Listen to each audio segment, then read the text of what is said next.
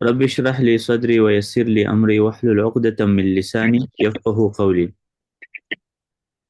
اصول فقہ کی تعریفی لقبی، یعنی اصول فقہ جو فن ہے، جو علم ہے، اس کی کیا تعریف ہے؟ ادلۃ الفقہ الاجمالیہ وکیفیت الاستفادۃ منها وحال المستفید، یعنی اصول فقہ کی کتابوں میں تین چیزیں ذکر کی جاتی ہیں: فقہ کی اجمالی دلائل مختصر، اور کیفیت الاستفادۃ منها، ان دلائل سے کیسے استفادہ کرنا ہے آپ نے، اور حال المستفید، مستفید سے مراد مجتہد ہے، مجتہد کے حالات کی، مجتہد کون ہو سکتا ہے، کون نہیں ہو سکتا، یہ چیزیں یہاں پر ڈسکس ہو جائے گی۔ یعنی اصول فقہ کی کتابوں میں تین چیزیں ڈسکس ہوتی ہیں: ادلۃ الفقہ الاجمالیہ، فقہ کی کیا دلائل ہے، مثلا پہلی دلیل کیا ہونی چاہیے؟ اگر مفتی سے سوال پوچھا جائے تو پہلی دلیل کیا ہے؟ پہلی دلیل قرآن ہے، دوسری دلیل حدیث ہے، تیسری دلیل اجماع ہے، اجماع کی کیا تعریف ہے، اجماع کے کتنے اقسام ہے، چوتھی دلیل قیاس ہے۔ تو یہ اجمالی جو دلائل ہے، اس کے ڈیفینیشنز، تعریفات، اقسام وغیرہ وہ بیان کی جاتی ہے۔ وکیفیت الاستفادۃ منها، ان دلائل کو کیسے یوز کرنا ہے، مثلا قرآن مجید سے استدلال کا کیا طریقہ ہے، کیسے استدلال کریں گے؟ قرآن مجید کی کچھ آیات عام ہے، کچھ ناسخ ہے، کچھ منسوخ ہے، کچھ مطلق ہے، کچھ مقید ہے، یہ طریقہ استدلال اصول فقہ کی کتابوں میں سکھائی جاتی ہے۔ وہ حال المستفید، اور مجتہد کی حالت بیان کی جاتی ہے کہ مجتہد کون ہوتا ہے، مقلد کون ہوتا ہے، کیا مقلد مجتہد بن سکتا ہے، یہ سب چیزیں ذکر کی جاتی ہیں۔ یہ وہ علم ہے جو فقہ کی اجمالی دلیلوں کی معرفت۔ فقہ کی اجمالی دلائل کیا ہے؟ یعنی مختصر جو دلائل ہے، مثلا ہمارے لیے دلیل کیا ہے؟ ہم جب کسی مسئلے پر عمل کریں گے تو کہاں ڈھونڈیں گے؟ مفتی سے سوال پوچھا جائے کہاں پر سرچ کرے گا؟ قرآن میں، یہ اجمالی دلیل ہے۔ حدیث میں، حدیث کی کیا تعریف ہے، حدیث کی کتنے اقسام ہیں، متواتر حدیث، خبر واحد، سب آپ کو پتہ ہو تو یہ اصول فقہ کی کتابوں میں یہ چیزیں ڈسکس ہوتی ہیں۔ ان دلیلوں سے فائدہ حاصل کرنے کی کیفیت، کیسے ان دلائل سے استدلال کریں گے؟ کیا ہر شخص قرآن سے استدلال کر سکتا ہے؟ کیا قرآن مجید میں جب تعارض آ جائے پھر کیا کریں گے؟ قرآن میں تو ٹکراؤ بھی ہے نا ظاہری طور پر۔ ایک جگہ پر اللہ تعالیٰ فرماتے ہیں وَأَنَّ الْكَافِرِينَ لَا مَوْلَى لَهُمْ، اللہ کافرین کا مولا نہیں ہے، اور ایک جگہ فرماتے ہیں کہ ثُمَّ رُدُّوا إِلَى اللَّهِ مَوْلَاهُمُ الْحَقِّ، اور پھر یہ واپس کیے جائیں گے مولا کی طرف۔ کیسے کیا کریں گے اختلاف جب آ جائے؟ ایک حدیث میں ہے کہ تزوج النبی صلی اللہ علیہ وسلم میمونۃ وهو محرم، پیغمبر نے میمونہ سے شادی کی اور احرام کے حالات میں، اور ایک حدیث میں ہے کہ احرام کے حالات میں نکاح نہیں کرنا چاہے۔ کیا کرے؟ تعارض ہے، تعارض کو کیسے حل کرے؟ یہ کیفیت الاستفادۃ منها، دلائل کو کیسے یوز کرنا ہے، کیسے عمل کرنا ہے، کب کرنا ہے، کب نہیں کرنا، کس دلیل پر عمل کرے، کس دلیل پر عمل نہ کرے، تعارض آ جائے کون سے دلیل کو مقدم کرے، یہ سب چیزیں اصول فقہ کی کتابوں میں۔ مجتہد کون ہے؟ مجتہد کے لیے کتنی شروط ہے؟ ہر بندہ مجتہد بن سکتا ہے؟ پگڑی باندھنے سے کوئی مجتہد بنے گا؟ یہ ساری چیز کیفیت اور فائدہ حاصل کرنے والے کی حالت کے بارے میں بحث کرتا ہے، یعنی کون وہ شخص ہے جو شرعی دلائل سے استدلال کر سکتے ہیں، وہ کون ہے؟ مستفید یعنی مجتہد کون ہو سکتا ہے؟ اجتہاد کی درجہ پر کیا اجتہاد کا دروازہ بند ہو چکا ہے؟ کیا ابھی کوئی مجتہد بن سکتا ہے؟ یہ سب چیزیں یہاں پر بیان ہوگی۔ ادلہ اجمالیہ اور ادلہ تفصیلیہ کے مابین فرق، ابھی اصول فقہ کی کتابوں میں تفصیلی دلائل نہیں ہوتی ہے، یہ فقہ کی کتابوں میں تفصیلی دلائل ہوتی ہیں، تفصیل کے ساتھ قرآن کی یہ آیات، یہ آیات، یہ آیات، حدیث، اجماع وغیرہ، یہ فقہ کی کتابوں میں ہوتے ہیں۔ دلائل جو تفصیلی دلائل ہے، اجمالی دلائل اصول فقہ میں ہوتی ہیں۔ اجمالی یعنی مختصر قاعدہ آپ کو بتاتا ہے، بس اصول فقہ کے جو علماء ہیں نا، وہ آپ کو قاعدہ بتاتے ہیں کہ اس قاعدے سے مسئلہ حل کر دو، اپنا آپ نے جو مسئلہ حل کرنا ہے اسے قاعدے کی بنا پر حل کرنا ہے۔ ادلہ دلیل کی جمع ہے، دلائل بھی اس کو کہا جاتا ہے نا، لہذا شرعی مسائل کے اخذ کرنے کے معاملے میں ادلہ کی دو قسمیں ہیں: ادلہ تفصیلیہ اور ادلہ اجمالیہ۔ یعنی جو عالم ہے نا وہ دونوں دلائل کو یوز کرے گا، تفصیلی دلائل کو بھی یوز کرے گا۔ جب عالم سے سوال پوچھا جائے نا کہ نماز فرض ہے، تو اگر وہ عالم اصولی ہو، وہ اصولی قاعدہ، اجمالی رول بیان کرے گا، قانون رولز کیا ہے کہ نماز فرض ہے، کیونکہ امر وجوب کے لیے ہوتا ہے، لہٰذا قرآن میں امر آئے ہے بس نماز واجب ہے۔ اصولی اتنی بات کرے گا، مختصر سی بات کرے گا، اجمال اختصار کو کہا جاتا ہے، شارٹ اصولی شارٹ کٹ بات بتاتے ہیں۔ اور جو فقیہ ہے نا وہ لمبی بات کرتے ہیں، جو فقیہ ہوتے ہیں وہ کہتے ہیں قرآن میں یہ آیات ہے نماز اس لیے فرض ہے، حدیث میں ہے کہ نماز فرض ہے، صحابی کا قول ہے کہ نماز فرض ہے، تابعین نے کہا کہ نماز فرض ہے، وغیرہ وغیرہ، اور ان کے مابین فروق درجہ ذیل ہے۔ تفصیلی دلائل کا تعلق علم فقہ کے ساتھ ہے، فقیہ وہ تفصیلی دلائل بیان کرے گا، جبکہ اجمالی دلیل کا تعلق علم اصول فقہ کے ساتھ ہوتا ہے۔ اصول فقہ کی کتابوں میں تفصیلی دلائل نہیں ہوتی ہے، نماز کے مسئلے آپ اصول فقہ کی کتابوں میں نہیں سیکھتے ہیں، وہ فقہ کی کتابیں میں سیکھتے ہیں، ٹھیک ہے۔ اور تفسیری دلیل سے مراد یہ ہے کہ حکم شرعی کی وہ مخصوص دلیل جو عین اسی حکم پر دلالت کرے، یعنی ایک معین مسئلے کو اخذ کرتے وقت جس دلیل کی طرف رجوع کیا جاتا ہے، یہ تفصیلی دلیل کسی نص میں مذکور ہو یا کسی مخصوص حکم پر مخصوص اجماع کی صورت میں ہو یا کسی مخصوص حکم کے لیے مخصوص قیاس کی صورت میں ہو، یعنی تفصیلی دلیل آیات کی شکل میں بھی ہو سکتی ہے۔ جب فقیہ سے آپ سوال پوچھے کہ استاذ جی وطر کا کیا طریقہ کار ہے، 3 رکعت وطر میں نے پڑھنی ہے، کیسے پڑھو؟ ایک سلام کے ساتھ، 2 سلاموں کے ساتھ، مغرب کی نماز کی طرح؟ وہ آپ کو بتائے گا کہ حدیث میں ہے کہ 3 طریقے صحیح ہے، یا بتائے گا کہ مغرب کی نماز کی طرح نہ پڑھو کیونکہ حدیث میں ہے لا توتروا بثلاث تشبه المغرب، مغرب کی طرح 3 وطر نہ پڑھو۔ شافعی عالم آپ کو بیان کرے گا، حنفی آپ کو کہے گا نہیں مغرب۔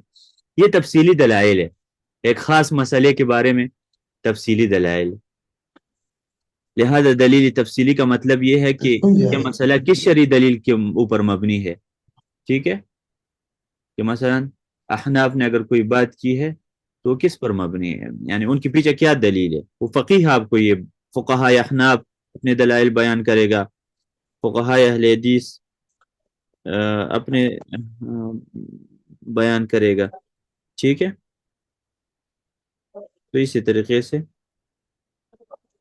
اچھا ابھی ہم نیچے آتے ہیں، یعنی یہ دیکھنا کہ فلاں خاص مسئلہ کون کون سی آیات یا حدیث یا کس مسئلے پر قیاس سے ثابت ہوتا ہے اور کس بنیاد پر ہوتا ہے۔ سگریٹ حرام ہے، اس کی دلیل تو قرآن میں نہیں ہے نا، تو فقیہ قیاس کرے گا کہ سگریٹ میں نشہ ہے تو لہٰذا شراب میں بھی نشہ ہے، تو میں قیاس کروں گا، ایک مسئلے کو دوسرے کے ساتھ ملحق کرنا۔ مثلا کتاب اللہ کی فلان آیات پر یا احادیث رسول اللہ سے فلان حدیث پر یا اجماعات میں سے فلان اجماع پر یا قیاسات میں سے فلان قیاس وغیرہ پر، یہ مسئلہ قرآن سے ثابت ہے، اگر قرآن میں نہیں ہے تو حدیث سے ثابت ہے، یا کوئی مسئلہ قرآن سے بھی ثابت ہے، اجماع سے بھی ثابت ہے وغیرہ۔ جیسے 5 نمازیں ہیں نا، یہ قرآن سے بھی ثابت ہے، اقم الصلاۃ طرفی النہار وزلفا من اللیل، قرآن سے بھی ثابت ہے، حدیث سے بھی ثابت ہے، ان اللہ فرض علیکم 5 صلوات، اجماع سے بھی ثابت ہے، قیاس سے بھی ثابت ہے۔ ابو بکر کی خلافت کدھر سے ثابت ہے؟ قیاس سے ثابت ہے، کیونکہ نبی علیہ السلام نے کہا تھا مرو ابا بکر فلیصلی بالناس، ابو بکر لوگوں کو نماز پڑھائے، تو جب امامت صغرا کر سکتا ہے تو امامت کبرا کے قابل نہیں ہے ابو بکر کے۔ دیکھیں ہم نے قیاس کر دیا، یہ سب مسائل آپ قیاس کے ذریعے حل کر سکتے ہیں۔ قیاس بہت اہم دلیل ہے، اس کا انکار نہیں کرنا چاہیے، جنہوں نے انکار کیا ہے تو انہوں نے خود مسائل میں غلطیاں کی ہے، جیسے حافظ امام ابن حزم۔ قیاس کا انکار نہ کرے نا، لیکن صحیح قیاس کرے، صحیح قیاس اللہ نے بھی کیا ہے۔ آپ دیکھیں قرآن مجید میں اللہ تعالیٰ نے کتنی قیاسات کی ہے۔ اللہ تعالیٰ جب قرآن کی مثال دیتے ہیں نا بارش کے ساتھ، او کا صیب، یہ قیاس ہے نا کہ قرآن کریم بارش جیسے ہے، تشبیہ قیاس ہے، زید کل اسد، یہ قیاس ہے۔ آپ عبد الرحمن میدانی کی کتاب پڑھیں نا امثال القرآن، اس میں لکھا ہے کہ اللہ نے اتنی زیادہ آیتوں میں قیاس کیا ہے۔ امام ابن قیم نے اعلام الموقعین میں کتنی مثالیں ذکر کی ہے کہ اللہ سبحانہ و تعالیٰ قیاس کرتا ہے، بہت سارے جگہوں میں اللہ تعالیٰ نے قیاس کیا ہے۔ کذالک الخروج، یعنی جیسے اللہ بارش کرتا ہے پودے نکل آتے ہیں، اسی طرح میں مردوں کو بھی زندہ کروں گا، یہ قیاس ہے۔ کذالک الخروج، کذالک کا لفظ یہ استعمال ہوتا ہے قیاس کے لیے، اسی طرح جیسے وہ ہے تو ایسے یہ ہے۔ جبکہ دلیل اجمالی سے مراد اصولی طور پر یہ جاننا کہ مسائل شریعت جب لینے ہو تو کن کن ماخذ سے لے جائے۔ ابھی اجمالی دلائل کیا ہے؟ یعنی اصول فقہ کی کتابوں میں آپ کو یہ بتایا جاتا ہے کہ مسئلہ کہاں سے اخذ کرنا ہے، یعنی مصادر کون سے ہے۔ اگر آپ سے سوال کیا جائے احکام کہاں سے نکالیں گے کہ یہ چیز واجب ہے، یہ حرام ہے، دو بہنوں کو جمع نہیں کر سکتے ہیں نکاح میں، ایک لڑکی اور اس کی خالہ سے نکاح نہیں کر سکتے، ولی کے بغیر نکاح ہو سکتا ہے یا نہیں ہو سکتا، ان کے ماخذ کیا ہے، یعنی کہاں سے یہ مسائل لیں گے۔ ما ہی مصادر التشریع، من این تاخذ الاحکام الشرعیہ۔ کتاب یہ اصول فقہ کی کتابوں میں اجمالی دلائل ڈسکس کی جاتے ہیں، ان کی تعریفات، دلائل کون کون سی ہے۔ کتاب ہے، کتاب اللہ کی کئی اقسام ہیں، قرآن کی کچھ آیات عام ہے، کچھ خاص ہے، کیا مطلب عام ہے، کیا مطلب خاص ہے، عام اور خاص میں تعارض آ جائے تو کیا کریں گے، چارجر راولے گا ہوتی ہے لیپ ٹاپ، تو کیا کریں گے۔ تو یہ ماخذ، یعنی ماخذ کی جمع ہے نا، یہ ماخذ۔ امام ابو حنیفہ رحمہ اللہ نے بھی کہا تھا نا کہ لا يحل لأحد ان يفتي بقولنا ما لم يعلم من اين اخذناه، کسی کے لیے جائز نہیں ہے کہ ہمارے فتوے پر عمل کرے جب تک پتہ نہ ہو کہ ہم نے کہاں سے لیا ہے، قرآن کی کس آیات سے ہم نے مسئلہ نکالا ہے۔ امام ابو حنیفہ رحمہ اللہ نے ابو یوسف کو غصہ کیا تھا، وَيْحَكَ يَا أَبَا يُوسف لا تكتب مني كل شيء، ہر چیز نہ لکھا کرے کیونکہ میں تو کبھی رجوع کرتا ہوں نا۔ آپ دیکھیں بدائع الصنائع میں بدائع کے نام سے جو احناف کی کتاب ہے اس میں لکھا ہے کہ امام ابو حنیفہ رحمہ اللہ نے جرابوں پر مسح کا قائل ہو چکا تھا اپنے وفات سے 7 دن پہلے۔ ابو حنیفہ رحمہ اللہ مسح علی الجوربین قبل ان يموت ب7 ایام، تو یہ رجوع کرتا تھا بار بار مسائل میں۔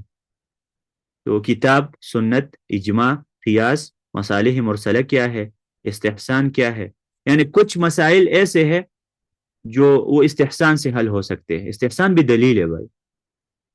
کچھ مسائل ایسے ہیں جو میں آپ کو بتاؤں کہ شرع من قبلنا سے حل ہوتا ہے، بہت سارے دلائل ہے۔ یہ صرف قرآن اور حدیث، یہ بات غلط ہے یہ جو کہا جاتا ہے اہل حدیث کی 2 اصول اطیع اللہ و اطیع الرسول، ٹھیک ہے قرآن اور حدیث ہے، لیکن اگر کوئی چیز قرآن اور حدیث میں نہ ملے تو پھر ہم کیا کریں گے؟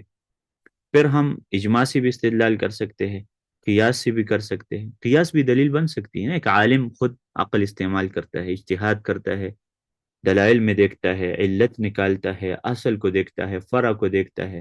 قیاس کی انشاءاللہ ہم آگے پڑھیں گے۔ لہذا دلیل اجماعی کا مطلب یہ ہے، اجمالی کا مطلب یہ ہے کہ کتاب و سنت، اجماع و قیاس، مصالح مرسلہ، استحسان وغیرہ کی حجیت کے بارے میں پہچاننا۔ کیا قرآن مجید حجت ہے یا نہیں ہے، حدیث حجت ہے یا نہیں ہے، یعنی حدیث سے دلیل پکڑیں گے یا نہیں کسی مسئلے میں، اجماع حجت ہے یا نہیں، قیاس حجت ہے یا نہیں، مصالح مرسلہ کب مانیں گے کب نہیں مانیں گے، ان کے بارے میں اصول فقہ کی یہ ہے ادلہ اجماعیہ۔ ابھی ہم مزید اس کو واضح کرنے کے لیے فقیہ اور اصولی میں فرق سمجھیں گے۔ ما هو الفرق بین الفقیہ والاصولی؟ فقیہ وہ عالم ہوتا ہے جو فقہ میں کتاب لکھتا ہے، اور اصولی وہ ہوتا ہے جو اصول فقہ میں کتاب لکھتا ہے۔ اور یہ نہیں ہو سکتا کہ کوئی عالم فقیہ تو ہے لیکن اصولی نہیں ہے، یعنی اگر کوئی عالم کہے کہ میں فقیہ ہوں لیکن مجھے اصول فقہ کا نہیں پتہ تو غلط ہے نا۔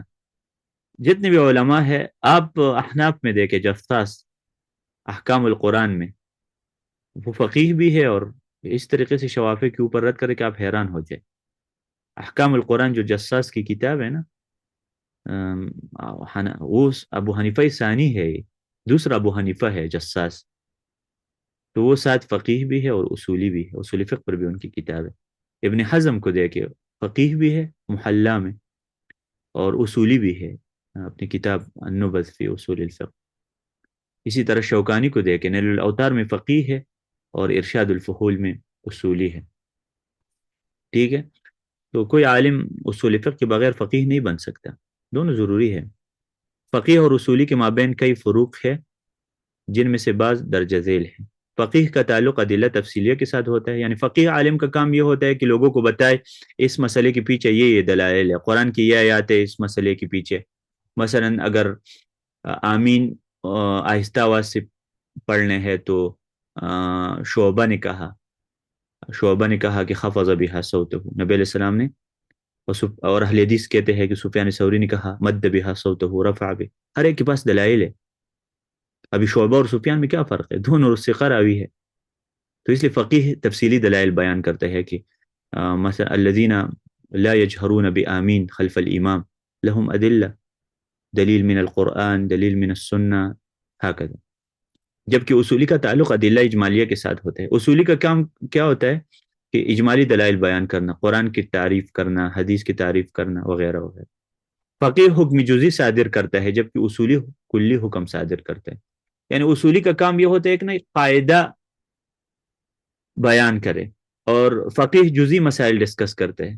جزی مسائل، نماز کے بارے میں کوئی مسئلہ ہو، رفع الیدین ہو، تکبیر کے بارے میں، جنازے میں 1 سلام پھیرنا ہے 2 سلام پھیرنا ہے، عید میں کتنے تکبیرات ہے، 12 ہے یا 6 ہے، یہ جزی مسائل ہے نا.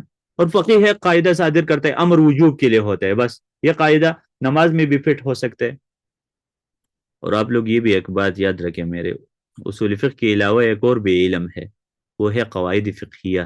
وہ الگ علم ہے، جس پر اشباہ والنظائر سیوطی کے ہے، ابن نجیم کے ہے، فروق قرافی کے ہے. یہ ایک الگ علم ہے بھائی، دبوسی کی کچھ کتابیں ہیں، وہ الگ علم ہے. قواعد فقہیہ اور اصول فقہ میں بھی فرق ہے. آپ یہ لکھ کے اپنے پاس اپنے اساتذہ سے پوچھے کہ قواعد فقہیہ اور اصول فقہ میں کیا فرق ہے. تو یہ سب عالم کے لیے ضروری ہے کہ قواعد فقہیہ کا علم بھی حاصل کرے. یہ علم مجھے اسلام آباد میں پڑھایا گیا تھا، یہ قواعد فقہیہ کا علم ڈاکٹر انور نے، جو کہ انٹرنیشنل اسلامک یونیورسٹی میں استاذ ہے شریعہ میں. ڈاکٹر انور آپ لوگ جانتے ہوں گے، فیصل مسجد میں امام بھی ہیں، انہوں نے ہمیں یہ علم پڑھایا تھا، قواعد فقہیہ. جی. تیسرا، فقیہ قرآن اور حدیث سے مسائل کا استنباط کرتا ہے. یعنی فقیہ کیا کرتا ہے؟ قرآن سے مسئلے نکالتا ہے، لوگوں کو بیان کرتے ہیں، لوگوں کی ضرورت کے مطابق بتاتے ہیں زکوٰۃ کب فرض ہے، نصاب کیا ہے، اس چیز میں اتنی زکوٰۃ ہے، گندم میں اتنی زکوٰۃ ہے. نصاب تب ہے جب 5 وسق ہو، 1 وسق 60 سا ہے، 1 سا 3 کلو ہے، صدقۃ الفطر. یہ مسائل کہاں سے نکالتا ہے؟ قرآن اور حدیث. اصولی کیا کرتا ہے؟ قرآن اور حدیث سے مسائل استنباط کرنے کے قواعد بیان کرتا ہے. اصولی کیا کرتا ہے؟ وہ آپ کو رولز دیتا ہے کہ یہ قاعدہ لے لو، قرآن حدیث سے جب آپ نے مسئلہ نکالنا ہے غلطی نہ کرنا کیونکہ قرآن حدیث سے تو مسائل شیعہ بھی نکالتے ہیں نا. صوفی بھی کہتے ہیں اذهب الى فرعون، کا مطلب ہے نفس کی طرف جاؤ، نفس سرکش ہو چکا ہے. مرج البحرین یلتقیان سے مراد علی اور فاطمہ ہے، بینہما برزخ لا یبغیان محمد علیہ السلام ہے. تو غلط ہے نا، قاعدے کے خلاف جاتا ہے. ہر بندہ قرآن حدیث استدلال نہیں کر سکتا. ان اللہ یامرکم ان تذبحوا بقرہ، میں شیعہ کہتے ہیں کہ بقرہ سے مراد عائشہ ہے، کہ اللہ نے صحابہ کو حکم دیا تھا کہ عائشہ کو ذبح کر. یہ جھوٹے لوگ ہیں، غلط قاعدہ نہیں ہے ان کے پاس نا، بنیاد نہیں ہے، اصول نہیں ہے ان کے پاس. تو جو غلط استدلال کرتے ہیں نا ان کو کیسے پکڑنا ہے آپ نے؟ تو جس طریقے سے آپ اصول فقہ سیکھیں گے، اصول تفسیر بڑا ضروری علم ہے، یہ بات یاد رکھیں آپ. اصول تفسیر میں ڈاکٹر فہد رومی کی کتابیں پڑھیں آپ لوگ. جی، دراسات فی علوم القرآن یا علوم القرآن میں بھی، تاکہ کوئی غلط استدلال کرتا ہے قرآن سے. اصول فقہ الگ ہے، اصول تفسیر الگ علم ہے. اصول فقہ کا موضوع، اصول فقہ میں درجہ ذیل 3 چیزیں پڑھی جاتی ہے: اسس البحث، یعنی قرآن و سنت سے استنباط کرنے کے جو قواعد ہیں نا، اور مناہج البحث، قرآن و سنت سے استنباط کرنے کا طریقہ کیسے کریں گے، ہاؤ ٹو، اب کیسے نکالیں گے مسائل قرآن حدیث سے. اور صفات الباحث، یعنی قرآن حدیث سے استدلال کرنے والا شخص کون ہے؟ مجتہد ہے. مجتہد کی کیا صفات ہے؟ ہر حب و دب مجتہد بن سکتا ہے، ہر بندہ مجتہد بن سکتا ہے. وہ محقق بن سکتا ہے. محقق اور محقق میں فرق ہوتا ہے نا. محقق وہ ہوتا ہے جو خارج جن کو لگتا ہے جی، یہ محقق ہوتا ہے. اور محقق وہ ہوتا ہے جو 14 علوم جس نے حاصل کیا، زبانی یاد ہو اس کو، وہ مجتہد ہے. آپ کو پتہ ہے پاکستان میں بھی الحمدللہ بہت مجتہدین ہیں. استنباط کا مطلب ہے مسئلہ نکالنا قرآن حدیث. استنبطہ قرآن میں استعمال ہوا ہے نا، لعلمہ الذین یستنبطونہ من. استنباط کا اصل معنی ہے پانی کی گہرائی تک جانا ہے، یعنی مسئلے کی گہرائی تک جانا، مسئلہ نکالنا قرآن حدیث سے. اصول فقہ کا موجد، ابھی ہم بات کریں گے کہ تاریخ کے حوالے سے نا، یہ اصول فقہ کا علم کب سے آیا. یہاں پر ایک قاعدہ اپنے پاس لکھے کہ تدوین العلم بعد وجودہ، علم پہلے ہوتا ہے بعد میں کتاب لکھی جاتی ہے اس میں. یعنی علم پہلے ہوتا ہے اور کتابیں بعد میں لکھی جاتی ہیں. مثال کے طور پر نحو اور صرف کا علم صحابہ کے زمانے میں تھا لیکن دماغ میں تھا, کتابوں میں نہیں تھا. اصول فقہ کا علم صحابہ میں تھا. اس کی میرے پاس کئی مثالیں ہیں کہ پیغمبر صلی اللہ علیہ وسلم نے بھی اصول فقہ کا علم یوز کیا ہے. میں آپ کو ایک مثال دیتا ہوں. دیکھیں قرآن مجید کی جو آیات ہے, ان الشرک لظلم عظیم, یعنی ایک جگہ اللہ تعالیٰ فرماتے ہیں الذین آمنوا ولم یلبسوا ایمانہم بظلم. یہ آیات جب صحابہ نے سنی نا, تو دیکھیں اصول فقہ میں ایک قاعدہ ہے کہ جہاں پر کوئی مبہم لفظ ہے اس کی تشریح کسی اور آیات میں دے گی. صحابہ پریشان ہو گئے کہ اس میں تو اللہ تعالیٰ کہتے ہیں کہ ظلم سے مراد تو گناہ ہے, تو پیغمبر نے کہا کہ ان الشرک لظلم عظیم. دوسری آیات میں ہے کہ شرک مراد ہے ظلم سے مراد گناہ نہیں ہے. تو صحابہ جو سمجھے تھے پہلے آیات سے پیغمبر نے, ابھی اصول فقہ کا بھی کام یہی ہوتا ہے نا کہ دو دلائل کو یوز کر کے مسئلہ کو سمجھاتے. جیسے میں آپ کو ایک مثال دوں نا, حرمت علیکم المیتۃ, ہر میتہ حرام ہے نا, تو پھر تو مچھلی بھی حرام ہے, لیکن حدیث میں ہے کہ احلت لنا میتتان. دونوں دلائل کو ہم جمع کریں گے, قرآن کو بھی دیکھیں گے. قرآن میں ہے کہ ہر میتہ حرام ہے, حدیث میں ہے کہ دو میتیں حلال ہے جس میں مچھلی ہے. دونوں دلیلوں کو جمع کر کے عمل کرو کہ مچھلی مستثنا ہے اور باقی مچھلی کے علاوہ چیزیں حرام ہیں ذبح کے بغیر. جب تو یہ اصول فقہ آپ کو یہ قانون سکھاتا ہے کہ کس دلیل پر عمل کرنا ہے, کس دلیل کو چھوڑنا ہے. ٹھیک ہے, لیکن اصول فقہ کو ایسا نہیں لینا کہ بس بھائی صاحب اصول فقہ کو سیکھا اور پھر شریعت کی دلائل کو ٹکراؤ, اپنی مرضی کے مطابق لے لو جیسے لوگوں نے ظلم کیا. تو یہ علم کب سے, یہ تاریخ اس کا کیا ہے, کب سے کتاب لکھی گئی؟ سب سے پہلا کام امام شافعی نے کیا تھا. امام شافعی نے جب دیکھا عراق کے لوگ سب رائے پر عمل کرتے ہیں نا, عقل پر, ہر مسئلہ عقل سے نکالتے ہیں. بڑے مشہور تھے نا کوفی کے علماء, حدیث سے نفرت تھی ایک قسم. اور جو مدینہ کے لوگ ہیں بس وہ کہتے ہیں ہم حدیث حدیث ہے, ہم اہل حدیث ہے, ہم احناف کو نہیں مانتے. تو امام شافعی نے کہا کہ بھائی صاحب فقہ اور حدیث میں کوئی ٹکراؤ نہیں ہے, جو اہل حدیث ہے وہ بھی فقہ سیکھے نا. فقہ تو ایک اچھا علم ہے لیکن قاعدے کے مطابق. دوسرا امام شافعی نے دیکھا کہ لوگ اپنی مرضی کے مطابق قرآن حدیث سے مسائل نکالتے ہیں, تو انہوں نے کہا کہ میں اصول فقہ میں یہ علم لکھتا ہوں, قواعد وضع کرتا ہوں, ان قواعد کے مطابق آپ قرآن حدیث سے مسئلے نکالے. یہ نہیں کہ ہر بندہ آ کر میں نے آیات سنی ہے. اس طرح تو بریلوی بھی کہتے ہیں نا قد جاءکم من اللہ نور و کتاب مبین, نور پیغمبر ہے اور کتاب قرآن ہے. ہاں جی, تو اس طرح تو ہر بندہ قرآن سے استدلال کرتے ہیں. آپ کو پتہ ہے عیسائیوں نے بھی قرآن سے استدلال کیا. سورۃ آل عمران میں اللہ نے کیوں کہا کہ قرآن کی آیات دو قسم کے ہیں, هو الذی انزل علیک الکتاب, یہ عیسائی آیت ہے, اور کہا تھا قرآن میں ہے کہ اللہ تین ہے. لقد کفر الذین قالوا ان اللہ ثالث ثلاثہ, آیت ہے نا جو نبی علیہ السلام کے پاس آئے تھے. سورۃ آل عمران کیوں نازل ہوئی تھی؟ کچھ لوگ آئے تھے اور نبی علیہ السلام کے ساتھ کہا میں مناظرہ کرنا چاہتا ہوں, ہم مناظرہ کرنا چاہتے ہیں کہ عیسیٰ علیہ السلام, قرآن میں ہے کہ اللہ تین ہے, کدھر ہے؟ انا نحن نزلنا الذکر وانا لہ لحافظون, ہم نے قرآن, ہم تو تین ہوتے ہیں نا. تو اللہ نے یہ کیوں نہیں کہا کہ انی نزلت الذکر, کہ میں نے نازل کیا, ہم نے نازل کیا. تو پھر اللہ نے کہا کہ بھائی صاحب قرآن کی آیات کچھ محکمات ہے, کچھ متشابہات ہے.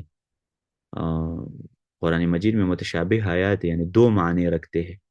جن لوگوں کے دلوں میں بیماری ہے وہ غلط آیات سے استدلال کرتے ہیں, یعنی جو متشابہ آیات ہے جس میں وہ معنی مقصود نہیں ہوتا جو وہ لوگ لیتے ہیں. آپ لوگ محکمات کو نہیں دیکھتے, محکم آیات کو چھوڑتے ہیں. وما من الہ الا الہ واحد, یہ آیات کدھر گئی؟ تو اسی طریقے سے نا نبی علیہ السلام نے بھی کہا تھا سیاتی قوم یجادلونکم بشبہات القرآن, قیامت کے قریب کچھ لوگ آئیں گے قرآن کی آیات پیش کریں گے, اور قرآن میں لکھا ہے کہ یہ کرو, حدیث کو چھوڑیں گے. فخذوہم بالسنن, تم حدیث سے ان کا پکڑ کرو. تو اس لیے امام شافعی نے یہ علم, اصول فقہ میں سب سے پہلی کتاب الرسالہ لکھی گئی, امام شافعی نے کتاب لکھی تھی. 204 میں فوت ہوئے ہیں محمد ابن ادریس الشافعی. کے بارے میں لوگوں نے غلط حدیث بنائی ہے کہ سیاتی فی امتی رجل اشد علی امتی من ابلیس, ایک شخص آئے گا ابلیس سے بھی زیادہ خطرناک ہے ان کا محمد. یہ جھوٹ حدیث لوگوں نے بنائی ہے. امام شافعی رحمہ اللہ اہل سنت کے علماء میں سے کی تصنیف ہے، اس لیے انہیں اصول فقہ کا موجد کہا جاتا ہے، مؤسس یعنی بانی۔ اصول فقہ کا بانی کون ہے؟ امام شافعی ہے۔ موجد سے مراد اثر نو بنانے والا نہیں، بلکہ اس علم کو کتابی شکل میں ایک خاص انداز میں جمع کرنے والا ہے۔ یعنی یہ علم تو پہلے سے موجود ہے، جیسے میں نے آپ کو کہا کہ ابھی میں مثالیں نہیں دیتا کیونکہ ٹائم زیادہ لگے گا، ورنہ میں آپ لوگوں کو بتاتا کہ نبی علیہ السلام نے بھی اصول فقہ کتنا یوز کیا ہے۔ میرے پاس بہت سارے مثالیں موجود ہے کہ پیغمبر علیہ السلام بھی اصول فقہ سے استدلال کرتا تھا، اصول فقہ کے قواعد استعمال کر کے قرآن حدیث سمجھاتا تھا نبی علیہ السلام بہت ساری جگہوں میں، کیونکہ امام شافعی سے پہلے صحابہ اور تابعین قرآن اور حدیث کی نصوص سے استدلال کے قواعد کو مد نظر رکھتے ہوئے استدلال کرتے تھے۔ یعنی صحابہ جب قرآن حدیث سے مسئلہ نکالتے تھے تو یہ ایسے ہوائی نہیں نکالتے تھے، قاعدہ کی بنیاد پر مسئلہ نکالتے تھے، کیونکہ جب آپ کے پاس قاعدہ نہ ہو، رولز نہ ہو، قانون نہ ہو، تو آپ غلطی کریں گے پھر۔ لیکن انہوں نے استنباط و استدلال کے قواعد کتابی شکل میں جمع نہیں کی، یہاں تک کہ امام شافعی کا دور آ گیا، اور اس کی مثالیں آپ لوگ وہ میں نے آپ کو بتایا تھا عبد الکریم نملہ کی جو کتاب ہے اتحاف البصائر میں دیکھے کہ کئی مثالیں موجود ہے کہ صحابہ اور رسول اللہ کیسے قیاس کو یوز کرتے تھے، کس طریقے سے وہ اصول فقہ کو، یہاں تک کہ امام شافعی کا دور آ گیا اور انہوں نے صحابہ اور تابعین کی انہی قواعد کو کتابی شکل میں جمع کر دیا۔ جیسا کہ عرب جاہلیت کے دور سے شعر و شاعری کرتے تھے، اور اشعار میں ایک دوسرے کے غلطیوں کی نشاندہی بھی کرتے تھے، لیکن انہوں نے شعر و شاعری کے قواعد و ضوابط کتابی شکل میں جمع نہیں کی تھی، یہاں تک کہ امام خلیل ابن احمد الفراہیدی آئے اور انہوں نے شعر و شاعری کی وہی قواعد ایک کتابی شکل میں جمع کر دی، اس لیے ان کو علم العروض کا موجد کہا جاتا ہے۔ علم العروض یہ وہ علم ہے جس کے ذریعے ہمیں شعر کے قافیے کا پتہ چلتا ہے کہ یہ شعر درست ہے یا غلط ہے، متفاعل متفاعل متفاعل۔ علم العروض آپ لوگوں نے پڑھا ہوگا یہ علم۔ میرا ایک دوست ہے جامعہ فریدیہ میں استاد ہے اسلام آباد میں، بہت اچھا عالم ہے، چھوٹا سا ہے لیکن ماشاءاللہ علم ان کا بہت ہے، اور ان کا نام ہے عبد الرحمن عربی۔ تو انہوں نے ایک کتاب لکھی ہے ارشاد السبیل الی علم الخلیل، آپ لوگ کو کتاب پڑھے ضرور علم العروض، ٹھیک ہے بھائی صاحب۔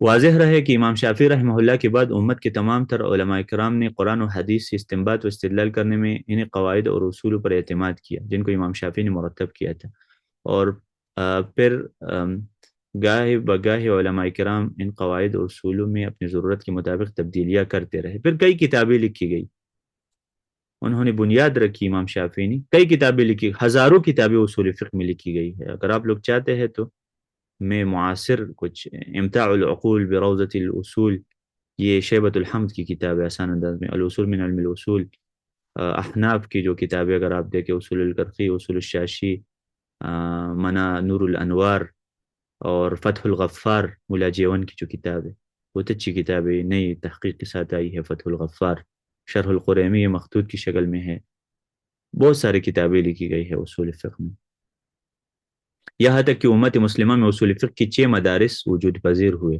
ان کو مدارس اصولیہ کے نام سے پہچانا جاتا ہے، 6 مدارس، اور کہتے ہیں کہ 6 مدارس کے بارے میں نے اپنی کتاب الفقہ و اصولہ فی میزان تاریخ میں بیان کر چکے ہیں، لہٰذا مزید تفصیلات کے لیے اس کتاب کی طرف رجوع کیا جائے، ٹھیک ہے۔ آپ یہ شیخ صاحب کتاب پڑھیں۔ اصول فقہ کے فوائد، علامہ محمد بن صالح العثیمین، یہ عالم آپ لوگ جانتے ہیں، ان کے دادا نے خواب دیکھا تھا کہ ابن تیمیہ نے مجھے ایک روشنی دی تھی، پھر ان کا بیٹا پیدا ہوا، صالح نام رکھا ان کا، لیکن صالح عالم نہ بن سکے، پھر ان کا بیٹا پیدا ہوا محمد، یہ وہ چراغ تھی، محمد بن صالح العثیمین رحمہ اللہ۔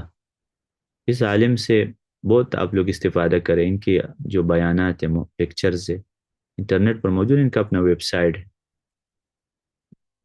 یہ بہت عظیم انسان تھے، ہر فن آل راؤنڈر تھے نا، یہ نحو میں حتیٰ کہ نحو میں مغنی اللبیب جیسی کتاب کو بھی انہوں نے مختصر کیا ہے جی، اور اپنے جو ان کی کتابیں بہت آسان انداز ہے، ان کا جو اگر شرح دے کے الفیہ کے اوپر، یا ان کا جو شرح ہے اجرومیہ کے اوپر، بہت آسان انداز میں پیش کرتے ہیں۔ اصول فقہ پر اپنے مختصر رسالہ الاصول من علم الاصول میں فرماتے ہیں، یہ کتاب ہم نے پڑھی تھی جب جامعہ ابی بکر میں ہم پڑھی، یہ کتاب مقرر ہے الاصول من علم جامعہ ابی بکر میں، شیخ ابن عثیمین کا ایک شرح جو میں کراچی میں تھا تو میں نے پڑھی تھی، یہ آ، جو جوینی کی کتاب ہے نا الورقات کے اوپر، ان کا شرح ہے، بہت آسان انداز ہے، وہ بھی آپ پڑھے۔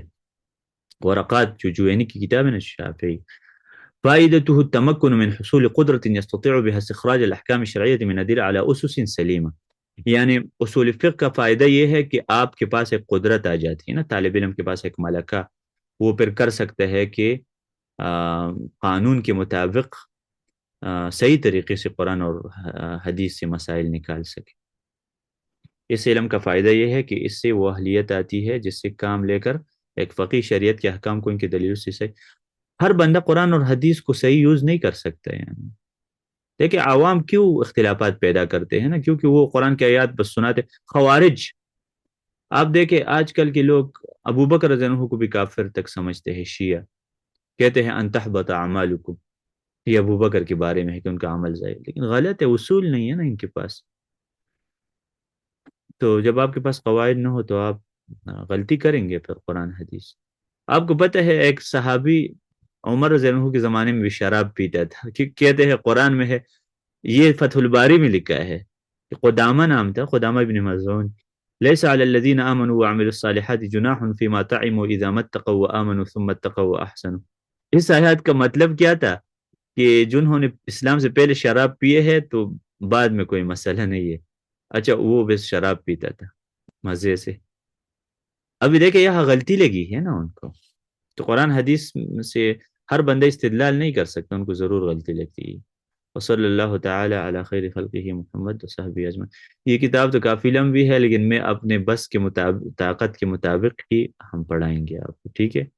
مقصد یہ ہے کہ ہم بس سو اجر ہمیں ملے، کیونکہ اللہ تعالیٰ کی دین نشر کرنے کا فائدہ ہے، اس کے ساتھ مصروف رہنے کا فائدہ ہے۔ جی، آپ کا کوئی سوال ہو بھائیوں کا وہ پوچھ سکتے ہیں۔